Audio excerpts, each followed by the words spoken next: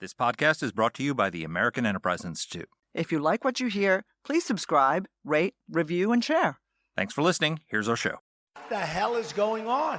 What's really going on? We said, what the hell happened? You don't have to know what the hell is on it. They see what's going on. I don't know what's going on. What is going on? We must find out what is going on.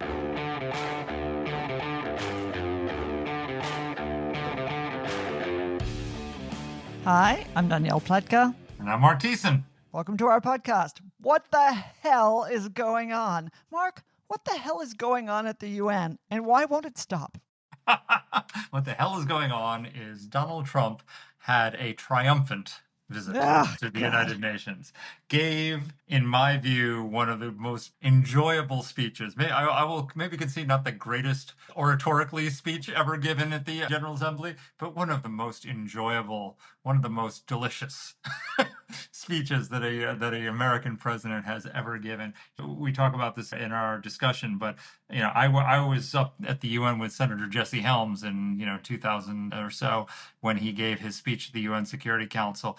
And he basically delivered very much the same message as Donald J. Trump did, but he wrapped it in the sort of the Southern gentlemanly velvet glove, and Trump just took the velvet glove off and gave it to them. And I loved almost every minute of it. The only dissent I have is when he said that the UN has so much potential. I dissent from that. I do not think the UN has potential. I don't agree with you. And you were texting with me telling me how terrible it was. It was terrible. I thought it was a terrible speech. It was great.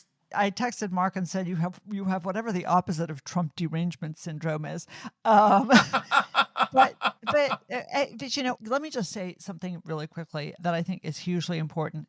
Folks, just for one hot second, listen to that. Okay, Mark said it was the greatest, and you're either thinking to yourself, he is so right, or God, that guy's an idiot, right?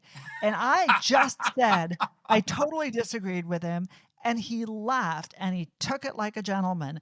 That's the way people are supposed to disagree in politics. Just as a little side note, right? When we disagree, you disagree agreeably. That's how you stay friends, because politics is politics. Anyway, Danny, coming back to ignorant slut. That's right. Mark, you ignorant slut. But so I will say this. I think the problem for the president is always the same. He's so profoundly self-indulgent. It's not that he said terrible, stupid things. Everything that he said of substance about the United Nations, except that it had a ton of potential, I agreed with wholeheartedly. Everything he condemned about the United Nations, I agreed with wholeheartedly. I even agreed with, frankly, his statement that some of these countries have become hellholes, because I've been to them and they have. So, yeah, I agree with that. Europe is in the process of a downward spiral that, frankly, having been, to Europe, I spent much of my life going back and forth to Europe, I have never seen before. And I don't British shame police the president. ripping the Union Jack out of a 16-year-old girl's hand. Right. Telling people that they can't wave the English flag. Condemning people for being, quote unquote, visibly country. Jewish. Yes. No, it's insanity. Yes. And don't think this is only happening in the UK. This is happening in a lot of other places in Europe, and it is crazy town. So good for him for calling it out. And everybody knows I have no love for J.D. Vance. Good for him for calling that out.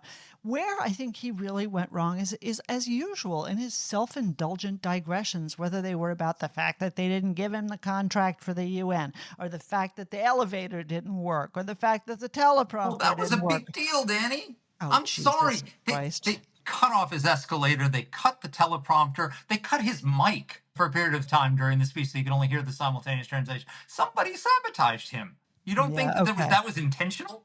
You're right. The UN does everything so perfectly. This must have been perfectly intended as well. Yeah, the fact that they can't get anything else right, but this they got right. Okay. But that was one of his best lines, Danny. It's like, all I've ever got from the UN was a broken teleprompter and a broken escalator. Look, it was excellent. So it stunk. But the message at the heart of it, well, other than you have a lot of potential, the message at the heart of it, which is that you are an organization founded in the wake of World War II to restore peace, to maintain security, to provide development, to foster democracy, to foster markets, to help people in need, to facilitate global health solutions, to facilitate global cooperation.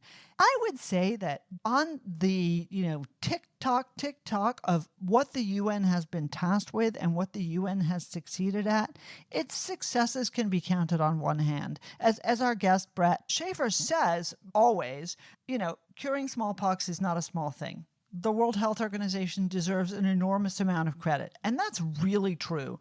When that? When did they do that? Yeah. And what did they do during COVID? Right?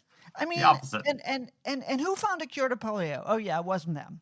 So, but we could go on and on and on and on about what goes on in the world where the United Nations is either doing nothing, that's the best situation, making it worse, the usual situation, or on the side of the bad guy, which we're seeing more and more often. To me, that's the state of the UN. And while Brett, our guest, is a little bit more genteel than I am, my view is that we should sit down, look at all the pieces, flush everything that doesn't work for us, never join again, and just belong to the parts of the United Nations that are useful to us, the Security Council, a couple specialized agencies, and fuck the rest of them.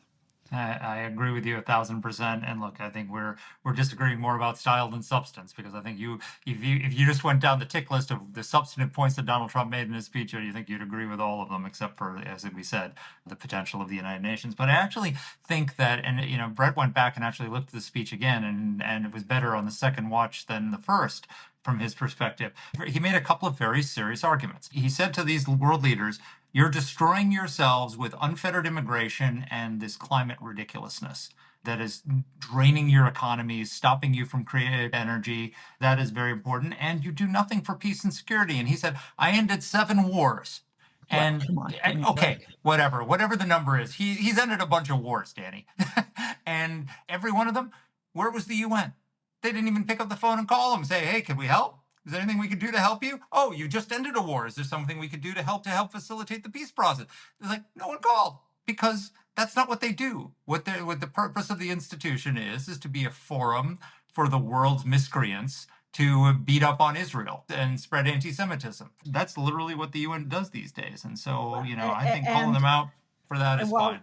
While we can disagree about Donald Trump's many, many triumphs, we can't disagree about the unbelievably small amount that the United Nations does to solve conflicts. One thing we can also agree on is that the United Nations costs just a damn lot of money. Yep. Right? The Biden administration spent $18 billion in 2023-24 on the United Nations.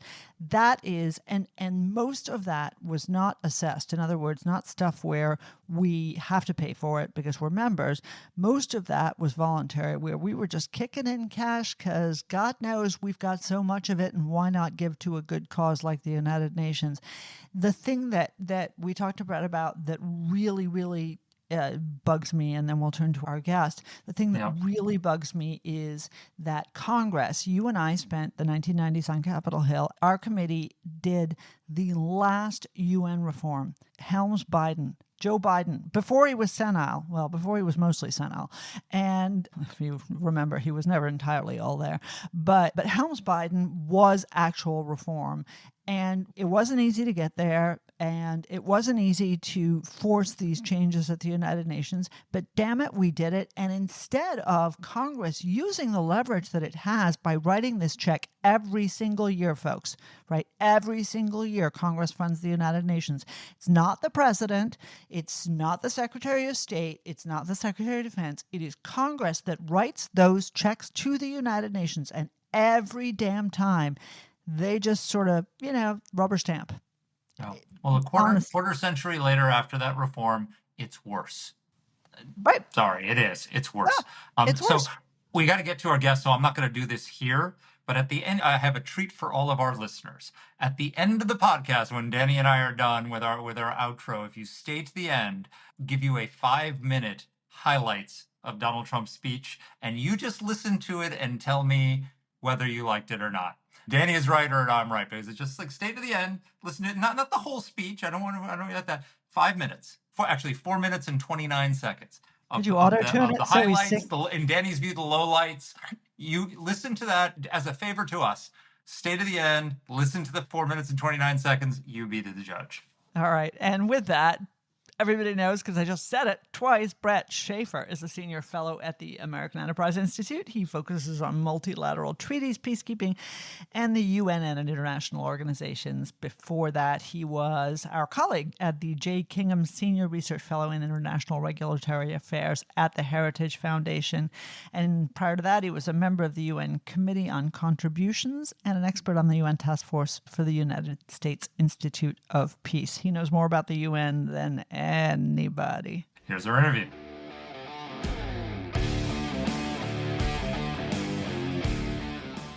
Well, Brett, welcome to the podcast. Thanks for having me on. It's great to have you back. So, Trump's UN speech, the best of his presidency or the best ever delivered by any American president? I think I would go a little under that enormously high bar that you've set there, but I think it is going to be memorable. He definitely was not shy in criticizing the organization and calling it out for its failures.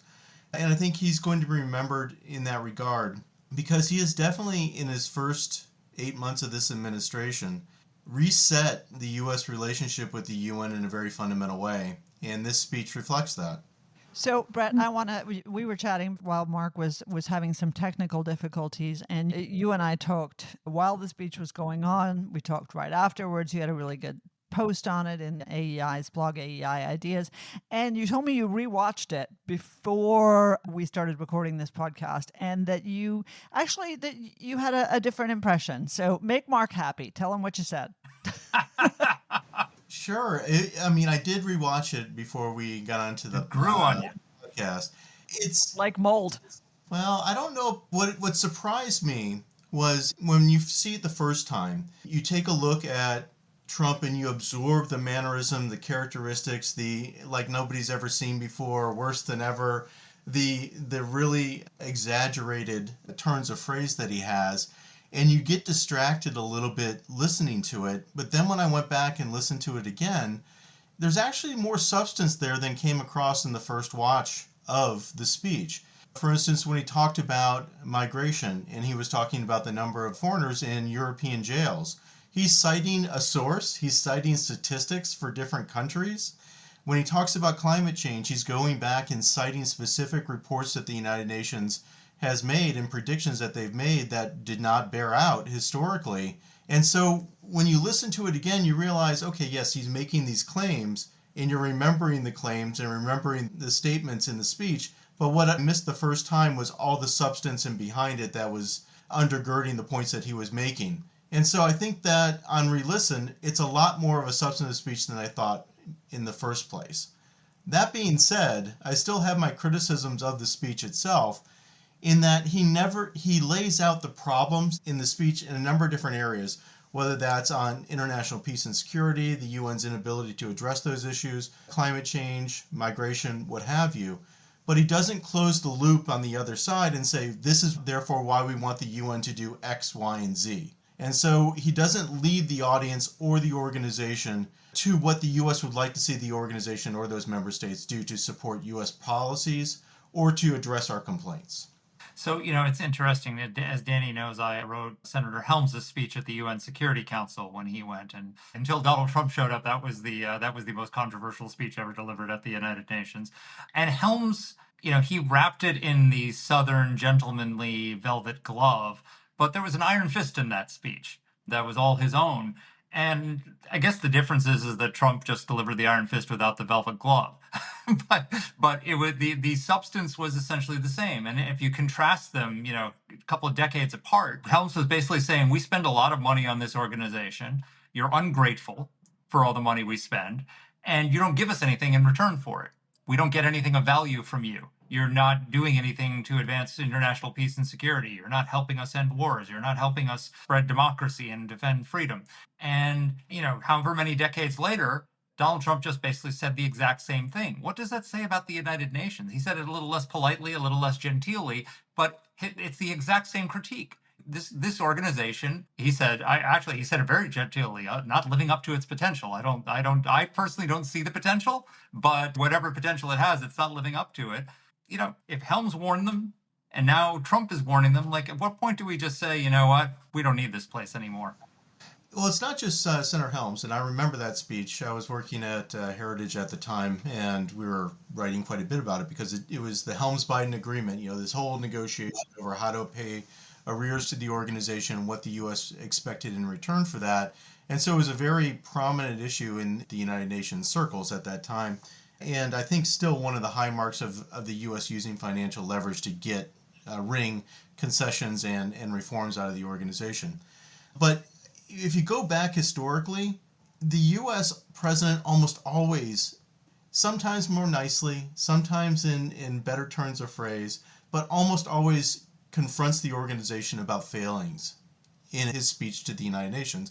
Reagan confronted back in 1986 the UN about Soviet employee who was spying on the United States and saying that this is a misuse of the organization. George W. Bush called out the UN in 2003 for its failure to hold Saddam Hussein to account for violations of UN Security Council resolutions. If you go back to Nixon and Ford, the anti-Semitism that was very prominent in the UN at that time was a feature of U.S. comments and speeches at the United Nations. You can go back to the 1950s. The Soviet Union was boycotting the UN Security Council, and we got a UN Security Council resolution to address the conflict in Korea, but that was because they weren't there. If they were there and stopped it, I'm sure the United States would have been forefront saying that the United Nations is not addressing this fundamental threat to international peace and security. So this is more of a feature of U.S. addresses to the UN than it is an exception. But what Donald Trump's exception was is, as you say, he took the velvet glove off. And he just said things much more baldly, much more forthrightly than is typical for a U.S. politician there. And getting back to... Before you go on, Brett, has it not gotten better or has it gotten worse? Because it seems to me, yes, there's always been anti-Semitism at the UN, but they just, voted to recognize a Palestinian state and reward Hamas for their terrorism. The UNRWA catastrophe in Gaza with its, enabling of terrorism is well documented. It just seems like on everything that we were concerned about, those of us who have tried to fix this place over the decades, it's not getting better, it's getting worse. Am I wrong? I think it depends on what you're talking about. Because when people say the United Nations, they think up in New York, right? They think the Security Council, they think the General Assembly. But as Danny and I have been writing about for a long time, the UN is actually a very large, sprawling organization or a system. And so you have these technical specialized agencies like the International Telecommunication Union or the International Civil Aviation Union organization or the International Maritime Organization, which exist, but they have very defined, very discrete mandates and roles that they work in. And as long as they stay in those lanes, those organizations can be pretty effective and useful to the U.S. And there's other parts of the organization that it depends on the context. For instance, the World Food Program has been very effective in helping address and feed refugee populations around the world.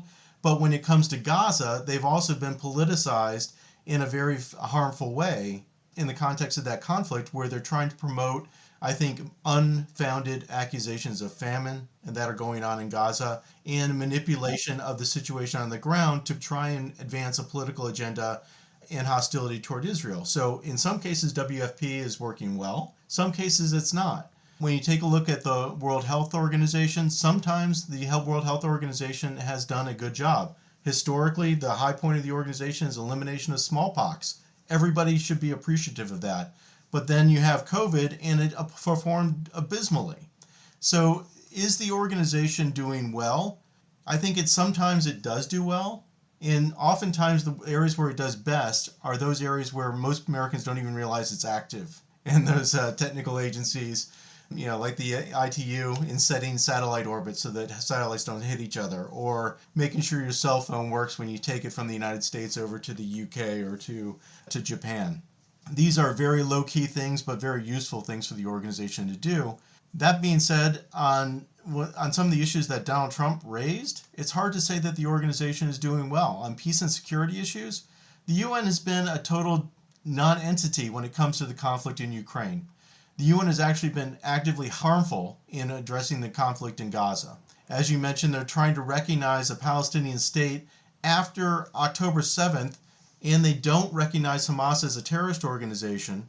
So you are, in essence, by doing this, rewarding a terrorist organization in Hamas for the activities that led to the current conflict. And how can that be anything other than counterproductive and harmful to the cause of peace there? So there's so much more, but when we think about what's happening in the world today, there's the Russian war on Ukraine. Where's the UN? Nowhere. Concentration camps in China. Where's the UN? Nowhere. Violations of the Nuclear Non-Proliferation Treaty, let's say in North Korea. The UN has never spoken on the matter, ever. Now, of course, this is intrinsic to the structure of the UN Security Council, right? Which is that Russia and China, the bad guys, have a veto. So we kind of have to write off the idea that the UN is ever going to do anything serious about peace and security, except in instances where no one cares, right? Where no one has any interests. You know, they're like a humanitarian organization. They only want to do something when absolutely Except their humanitarian organization is UNRWA, which was funneling money into Hamas. If UNRWA were the bad story here, I would say, okay, that's bad, but it is not simply UNRWA. It is UNRWA. It is UNHCR. It is the Human Rights Commission. It is peacekeeping organizations like UNIFIL, which are facilitators for terrorist organizations like Hezbollah. We could go on and on and on and on and on here, and that's just vis-a-vis Israel. Brett has not even begun to talk about the challenge that we face in organizations, which we like to call the alphabet soup, that people never heard of, where the Chinese Communist Party is taking over, right? It's not just hate on the Jews. It's also allowing communist infiltration. It's all this. But I want to talk about something that we actually, that it's not hot and sexy. It's not about the Jews. So you repeat yourself. And it's not right. I do. But that's redundant. And it's not about the commies. Brett had a piece about 2 weeks ago, and the numbers in it just blew my mind. Get this. And this is what I want you to talk about, how to fix this problem. Okay. One, the UN is having a financial crisis, right? They're really talking about belt tightening. Imagine.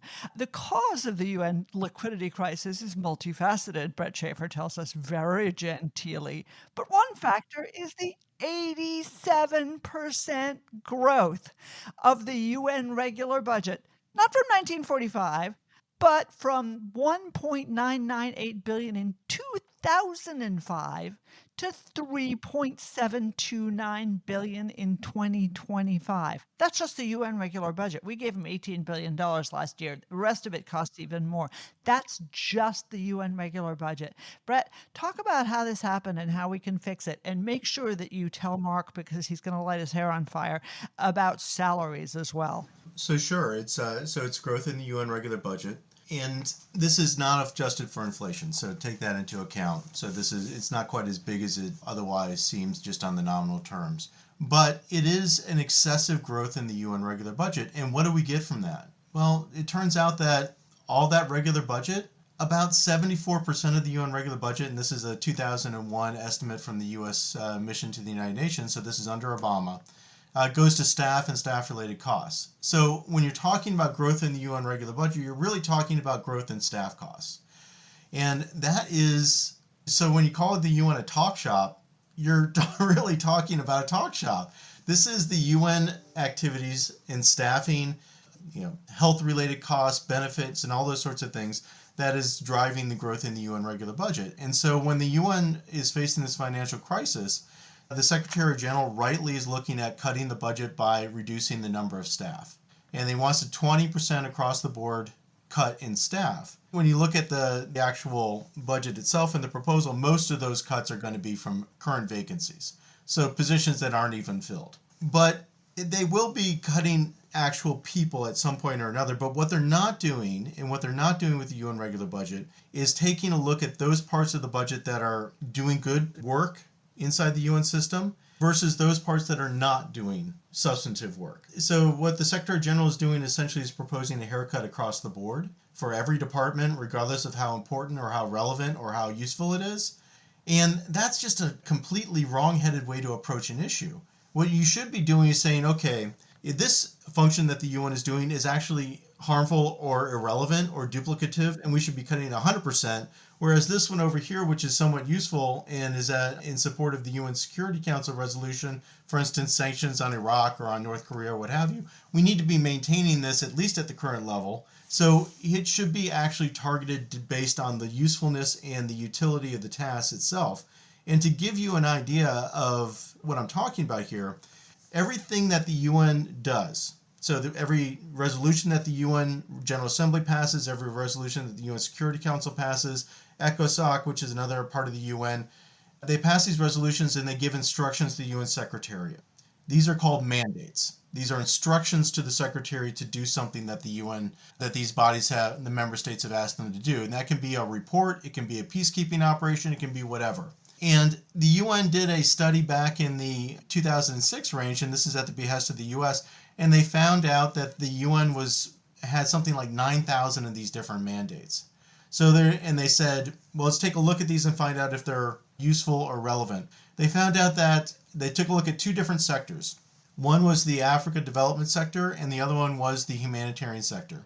In one, they found that over 60%, about 2/3 of the mandates, were no longer relevant and useful. And the other one, they found about 1/3 of them were no longer relevant or useful. And instead of getting rid of these outdated, unnecessary mandates, they instead killed the mandate review that the US had asked for. So that is a reflection of the UN approach to these matters. And to show you that nothing ever goes away, as part of the UN 80 reform proposal, the Secretary General has proposed another mandate review. We'll see if this one goes any better. History indicates probably not, but it is woefully necessary for the UN to conduct these activities and these reviews of what it does on a daily basis. Because if you don't do that, you just get these legacy expenses building up over time, you just get growth, and you don't really take a look and see if the resources that you're asking the member states to provide are actually providing things of value versus just legacy issues. And the other thing that I mentioned that Danny brought up was UN staff costs. So when you take a look at the UN system, they have something called the Noble Merit Principle, which is the principle that the UN staff should be paid at least as much as the highest paid civil service of any of the member states.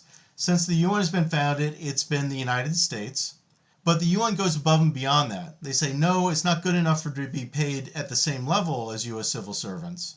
No, we need to be paid at 110 to 120% of US civil servants. And so they actually get a premium on top of that amount.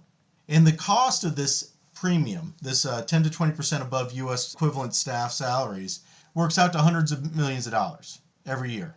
And so what I proposed in the paper is that if you really want to get at some cost savings in the UN, you should abandon this idea that the UN is somehow exceptional and deserves a salary rate that is above what US civil servants at equivalent grades and responsibilities get, and bring it down to 100% at the very least. That was too kind, is all I can say. And of course, they don't pay taxes, do they? No, they do not pay taxes. Right. So In fact, the only UN employees that pay taxes are US citizens that work at the UN. And so the UN came up with an elaborate system. It's called the staff assessment, which is essentially a UN tax.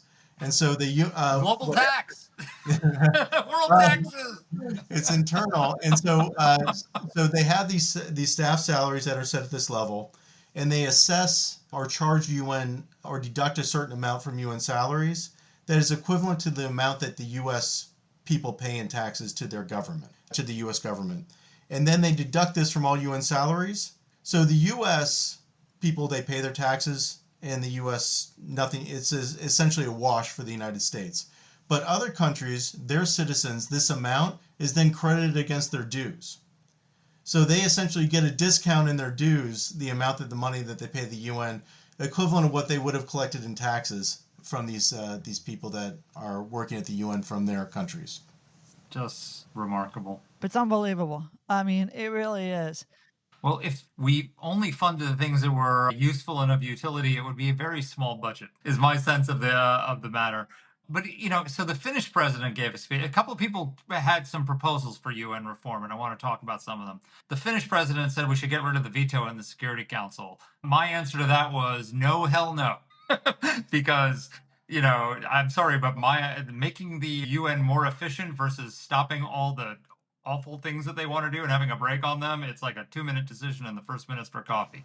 Yes. And your reaction to that is also the reaction of the veto-wielding members of the United Nations Security Council. Why would he say that then? Because it's a hobby horse of the United Nations. There is this idea that the United Nations Security Council no longer reflects the world of today, and instead it reflects the world of 1945. And in some ways that's right, because the permanent members of the Security Council were the victors in World War II. But why did that come about? Why do you have these permanent members of the Security Council, and why do they have the veto? And it's often characterized today as a fundamental flaw of the organization or a mistake. In reality, we wouldn't have a United Nations if you didn't have the veto, because there was no way that the United States, the UK, France, Russia, China would have at that time probably signed up for anything because it was Taiwan, but rather than Beijing. But the United States is not going to sign into an organization with a Security Council that has the ability to adopt sanctions, ability to authorize use of military force, when it could potentially undermine our national security interests. And the United States wasn't going to sign up for something like that. And neither was Russia, and neither was the UK, and neither was France. So if you have an organization, if the hope for an organization actually hinged on the ability of the major powers at that time to stop the organization from undermining or interfering unduly in its own national interests. And this, of course, meant that the UN Security Council sometimes was not going to act to address threats to international peace and security. But that was the price of the organization existing at the time. And it can be very frustrating. And that's partly why the Finnish president was calling for the elimination of the veto, or what is more commonly talked about is willful restriction on the part of the veto-wielding members not to use the veto in certain circumstances, or to have 2 vetoes be required. They're basically looking for ways to try and restrict use of the veto. And you take a look at the situation in Ukraine, I understand the frustration, because you would want the Security Council to be effectively addressing the situation there, but largely is hamstrung by the Russian veto. But the fact of the matter is, you're not going to get rid of the veto.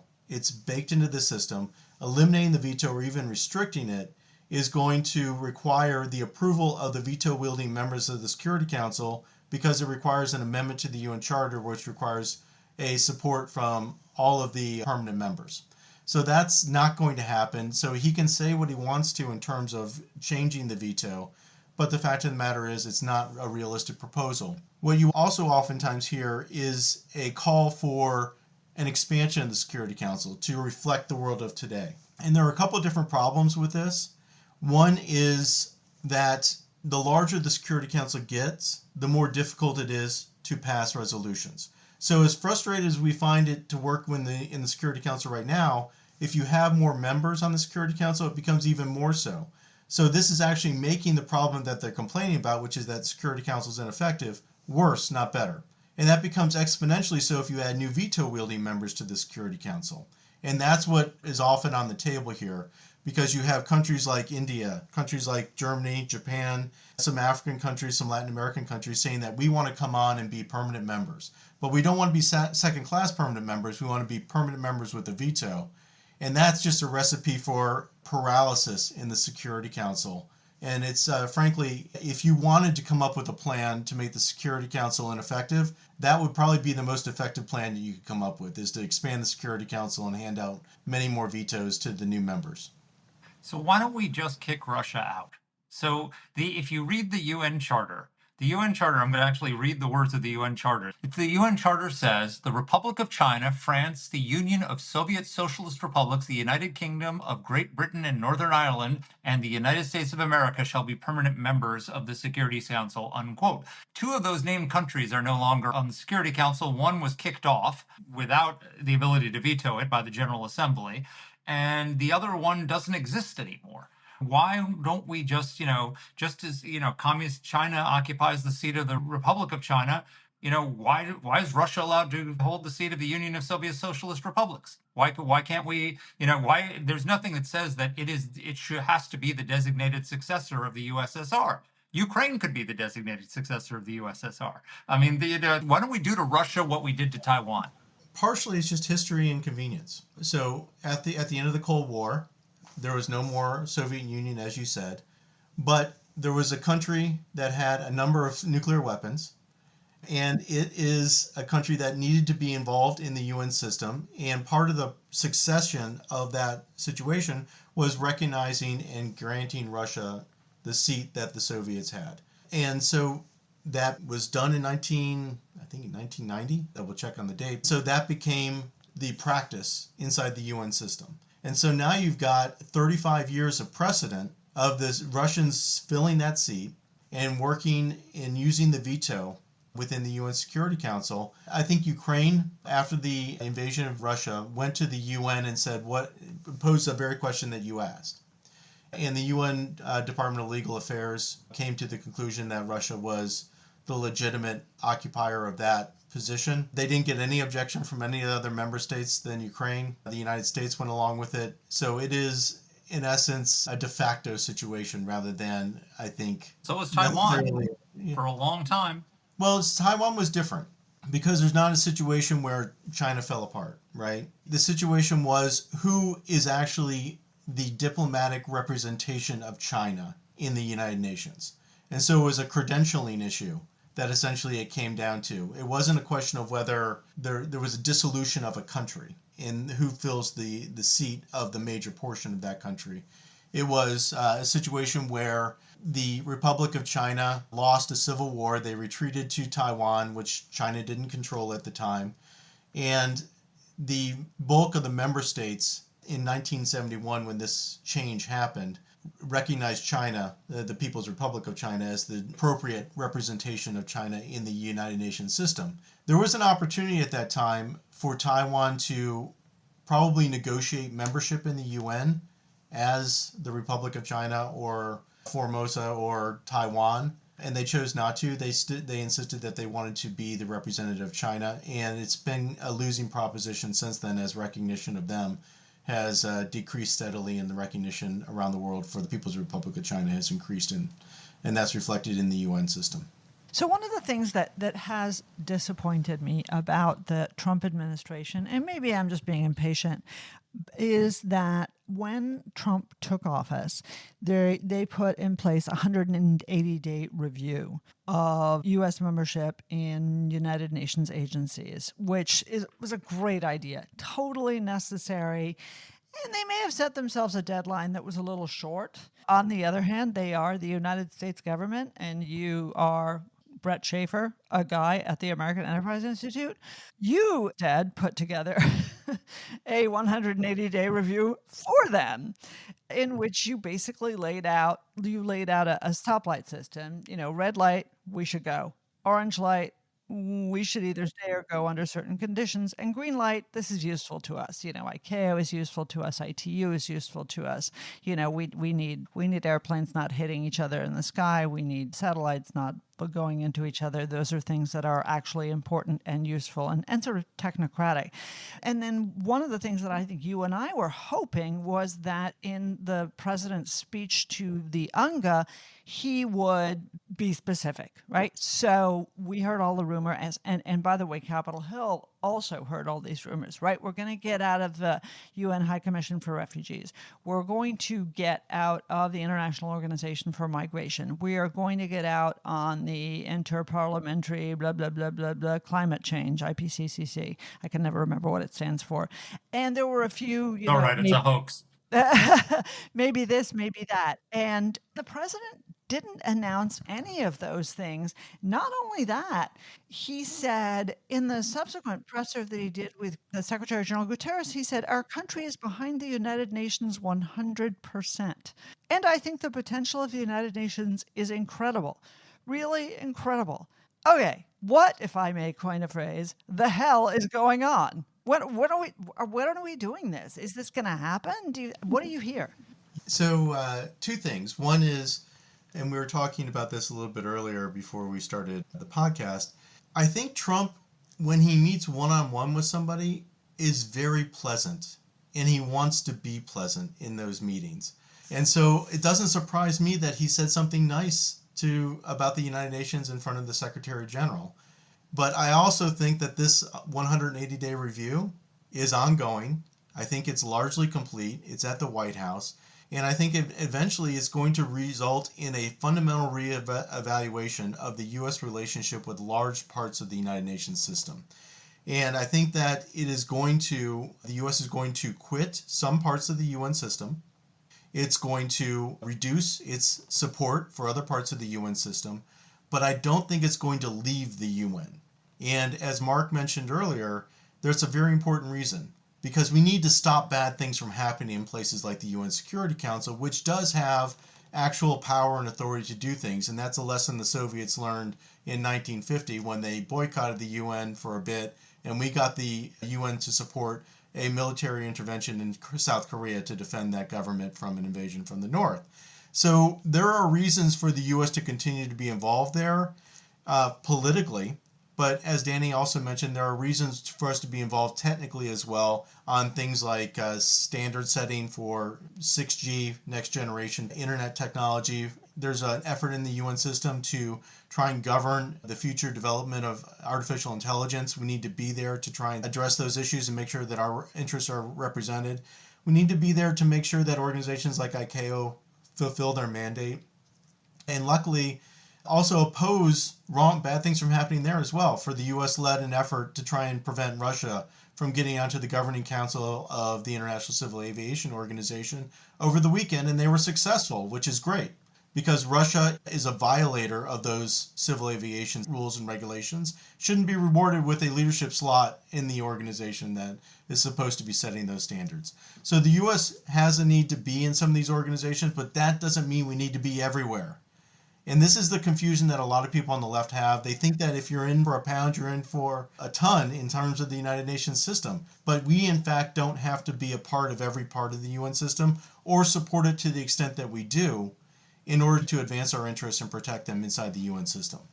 So I wanted to follow up because, so Mark, just FYI, Brett and I are participating in a debate for our friends at the Dispatch. And there's a sort of a, point, counterpoint. Needless to say, the other side, Jane, you ignorant slut, is going to argue that the UN is, it has its faults, but it's so worthwhile. It just needs to be fixed. Now, one of the things The that guys I at suggest... the Dispatch are going to say that? They've got two sides, so it's a debate. Oh. Who your opponents are, then, the Dispatch. So I'm who sure the Dispatch is saying that? Very, very honorable Democratic lady. But one of the things that I wrote in the piece, and that actually Brett hasn't responded to, but I want to hear on the podcast what he thinks about this, is part of the problem with this tough-mindedness on the part of Republican administrations is that you get Donald Trump pulling out, you get George W. Bush pulling out, you get, Ronald Reagan screaming at them. And of course, then we withhold payment for, bullshit like UNESCO and things like that. And of course, the UN is just, they scream and yell, and the New York Times writes the 9 billionth editorial saying how irresponsible we are and how great the UN is. And then, of course, everything goes back to normal when the pendulum swings and Democrats are back in power. And then on top of that, Congress, when it is in Democratic control, pays back all of the money that was withheld during the time when the United States had pulled out of the organization under the Republicans. And not only that, but even more execrable, what we saw under the Biden administration was that there is already in U.S. law a prohibition on the U.S. funding any organization inside the UN system that accepts a, quote, state of Palestine. And the Biden administration trying to get a waiver in order not just to rejoin organizations, but to pay arrearages to those organizations. Luckily, I don't think they got that waiver, but they made a real and a serious effort. And one of the things does that mean we can't fund the General Assembly anymore?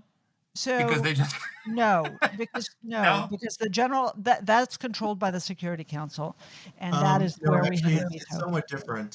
So what the Palestinians got in the General Assembly was a non-member state observer status, which is not full membership, and this provision applies to full membership. But the Biden administration, even the Biden administration, warned the Secretary General that if they had got all the privileges of membership, even without being full members, this provision would apply and put their U.S. funding at threat.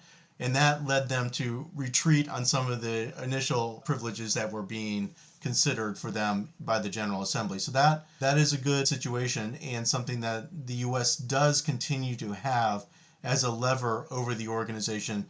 But it's not all parts of the UN system as well. The UN specialized agencies are unequivocally affected by this, but some of the funds and programs in the past, for instance, the UN Framework Convention on Climate Change, which does give the Palestinians full membership, the Obama administration argued that it was not an organization but a treaty entity or some sort of legal finagling, even though it has 400 employees, it has a building, it walks like a duck, quacks like a duck, but somehow they argued that it wasn't a duck in terms of the UNFCCC. But this ambiguity does not exist for UN specialized agencies. And so they had to go and get a waiver from Congress in order to pay money for UNESCO, which also granted the Palestinians full membership back in 2011.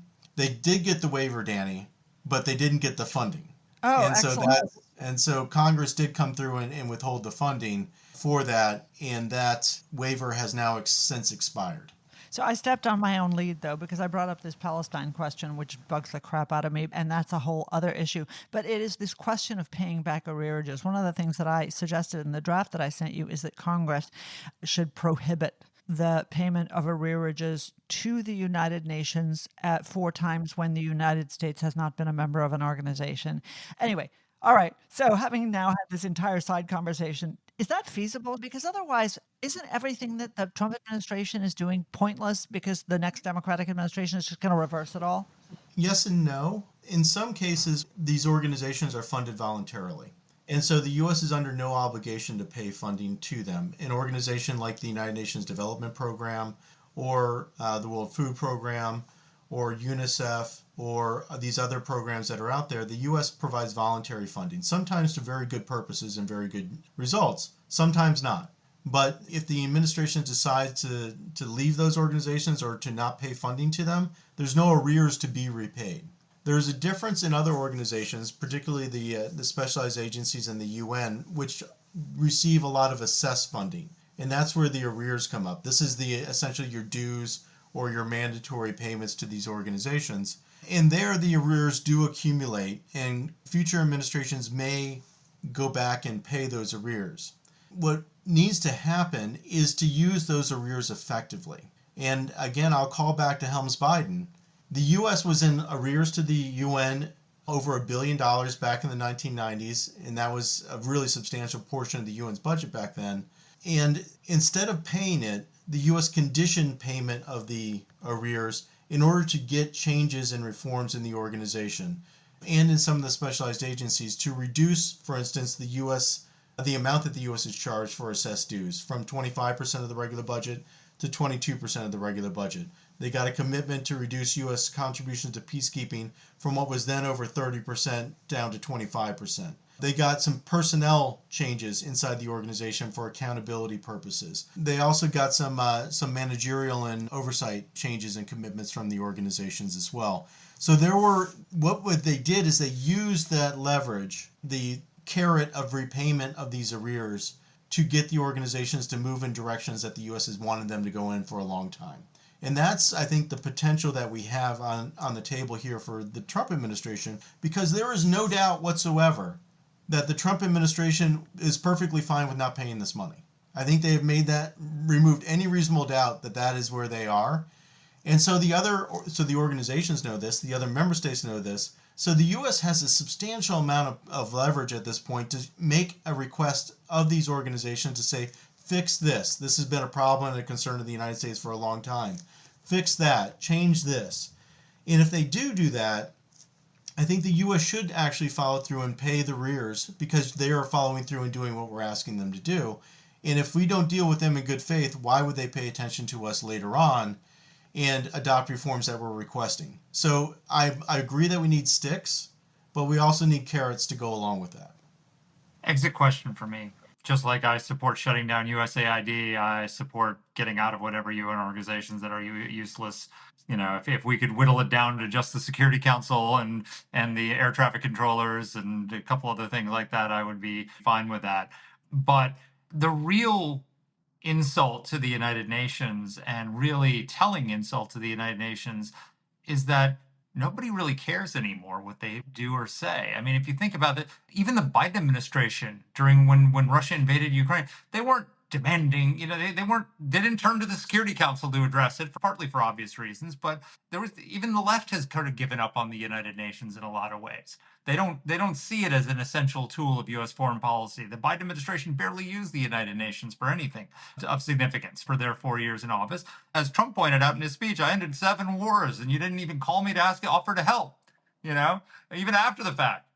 It's like the world, the powerful nations of the world largely tend to ignore the UN, and that's the ultimate verdict on its usefulness as an institution, isn't it? Yeah, it's an interesting thing that there is a vast gap between how the UN sees itself and how the rest of the world outside of Turtle Bay or Geneva sees the UN. I'll quote, Secretary General Antonio Guterres in his speech right before Trump earlier that morning. He says, the UN is more than a meeting place. It's a moral compass. It's a force for peace. It's a guardian of international law. It's a catalyst for sustainable development, a lifeline for people in crisis, a lighthouse for human rights. The UN has never been more essential. And none of that really stands up to any kind of close scrutiny whatsoever. No one's looking at the UN saying it's a force for peace. No one's saying that it has a moral compass. No one's saying that it's a guardian of international law. Its reputation has taken such a substantial hit, particularly in the eyes of Americans. I mean, the Gallup just did a poll of Americans, and it found that 63% of Americans thought the UN was doing a bad job at the responsibilities that had been put before it. And I think that's reflective of the Trump administration. I think it's reflective of certainly the American people because it's a poll, but it's also, I think, increasingly reflective of other countries around the world who look at the UN and look at this organization and say, are we really getting the bang for our buck here? Or are we just going along with these motions because we think it's the right thing to do? And I mean, opinions differ. Obviously, the situation in Gaza has polarized a lot of the member states and a lot of populations around the world. But I think if you take a look at the performance of the UN in solving what it's supposed to be doing, which is saving future generations from the scourge of war, since 1945, we've had over 300 conflicts. We've had millions of people die in conflicts. The UN's understanding of human rights is completely biased and off base. The Human Rights Council spends a third of its condemnatory resolutions on Israel. It's never condemned China. It's never condemned Cuba. It's never condemned Saudi Arabia. And these are countries with terrible human rights records, yet they never rise to the level of condemnation in the UN Human Rights Council. You take a look at the UN on sustainable development. The UN talks a big game, but ultimately it is not responsible for the development that's occurred around the world. That's largely been because of free markets, largely been because of investment from foreign countries, and particularly the Western countries. And it's largely been because of capitalist and rule of law reforms that have been implemented by countries that have developed around the world. A lifeline for people in crisis, and you see the UN over and over again failing those people. So I'm not saying that the UN is not fit for purpose in every circumstance. There are certain things that the UN can do and has done well in its history, but I think that there is a self-delusion going on inside the UN system in terms of its importance and its impact around the world. That is the truth. I mean, the disconnect between what the United Nations thinks of itself and what the world thinks of the United Nations is deep and growing. I am really, frankly, shocked that it is only 60-something% of Americans who think that the UN is absolutely useless. I would have put the number over 90. But then again, I guess they're... Well, you got to leave room for somewhat useless. If you put in all the categories of uselessness, the gradations of uselessness, you're getting up more closer to the numbers you would like. Touche. Anyway, Brett, thank you as always for joining us, and especially for working with me on this. It would be nice if somebody did something to fix the mess that is there, but maybe our best hope is in the next couple of years. Fingers crossed. Yeah, I will say right at the very end here that even though most Americans think that the UN is doing a poor job, also you have 79% of Americans thinking the U.S. should not give up UN membership. So there is that divide in the American people. And I think that they understand that the question is much more complicated than just the UN is bad, therefore get out. I think that they recognize that there are things that are of importance that happen there, even though it may fall down and be a disappointment more often than I'm comfortable with. I think Americans appreciate the power of a veto stamp. Yeah. I think they do too. Amen to that. Me too. Thanks again, Brett. Thank you, Brett. Thanks. Okay, Danny. So Brett gave us a quote about the UN to end the podcast. I've got my own favorite quote about the UN. It comes from his former Heritage Foundation colleague, Chuck Lichtenstein, who was Jeane Kirkpatrick's deputy at the UN. And he's told the United Nations that if they wanted to leave New York, he'd be standing on the dock in New York Harbor, waving goodbye as they set off into the sunset. That was true then, even more true now. Yeah, no, I have to say, I'm certainly not John Bolton's biggest fan. And I thought when he said, if you knock the top 10 stories off, blah, blah, blah, blah, blah. But I got to say, over the last few years, I have come around to it's not just a few stories. And frankly, I think we should kick the United Nations out of New York. So how much is that land worth?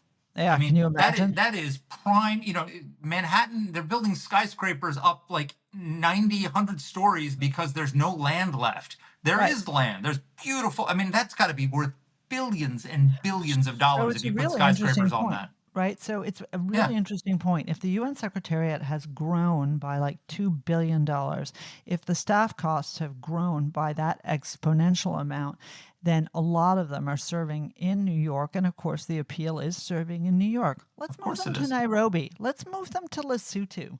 Let's move them to London. Just like we got to move all the new ambassadors to the state of Palestine to Ramallah. Right. Mazel tov, you're the new ambassador. If only we knew a New York real estate developer who builds gleaming golden towers all over Manhattan, who could do something with that land. Do you know anybody like that, Danny? Honestly, Mark, I do. I know somebody. Plant that in the president's ear. And he gave a great speech. So Danny and I are gonna leave you now, and we're gonna leave you with the immortal words of Donald J. Trump at the UN Security Council. Thanks for listening. Take care, everyone. Here's the president.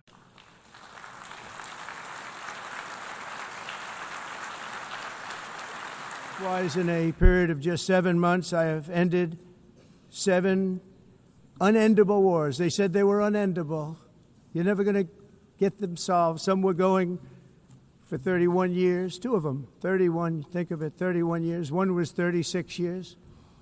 One was 28 years. I ended 7 wars.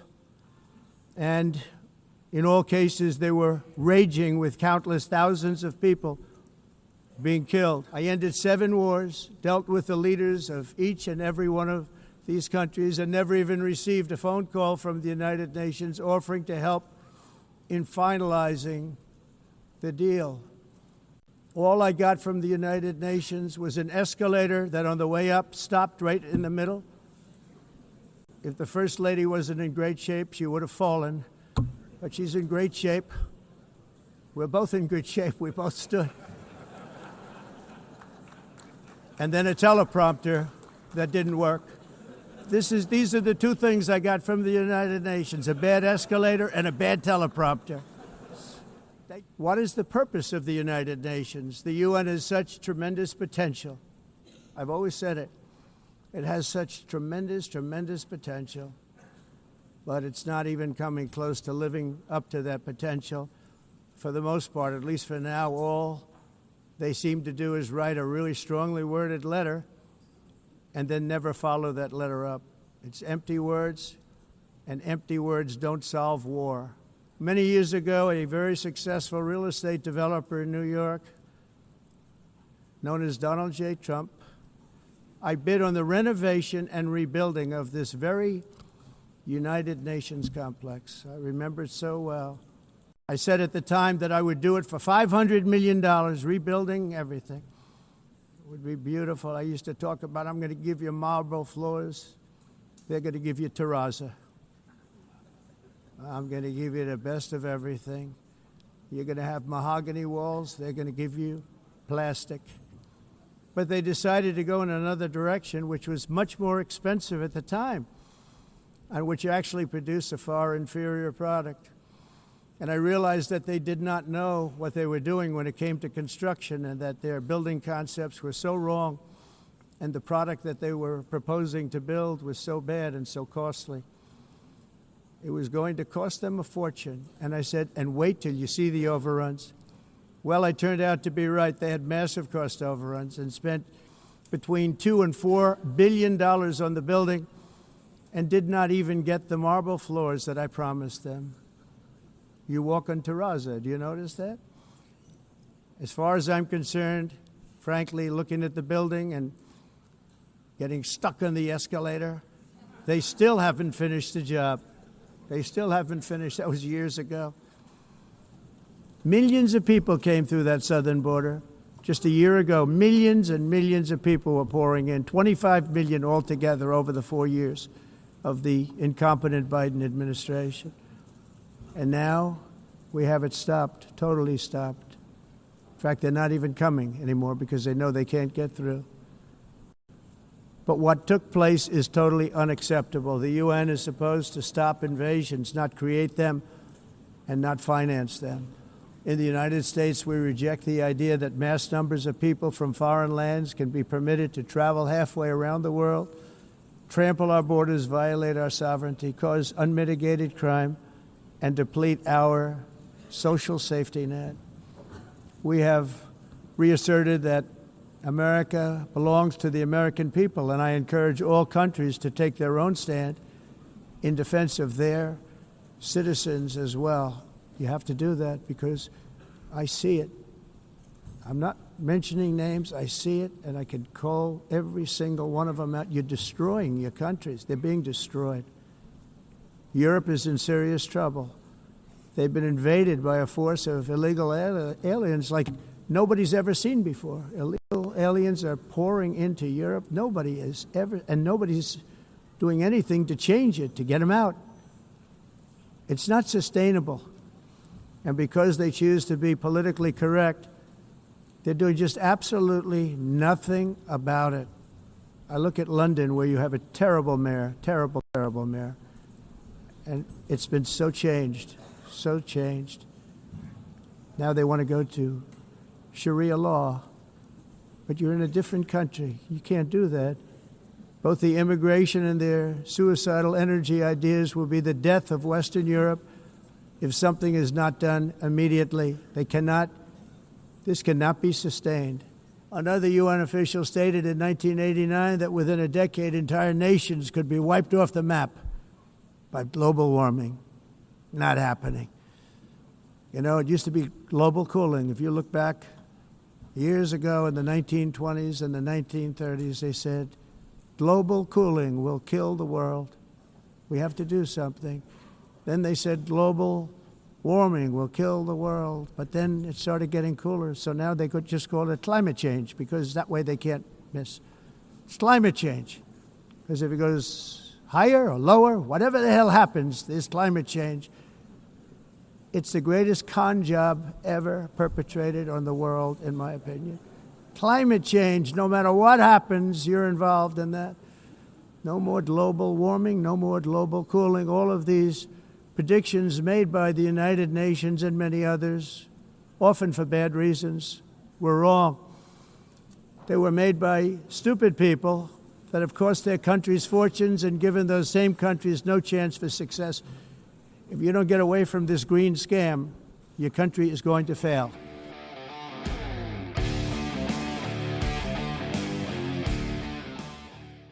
Let us know what topics you'd like us to cover. You can get in touch with the show by emailing us at whatthehell@aei.org. Or you can reach us on Twitter. I'm at @dpletka. And I'm at Mark Thiessen. That's Mark with a C.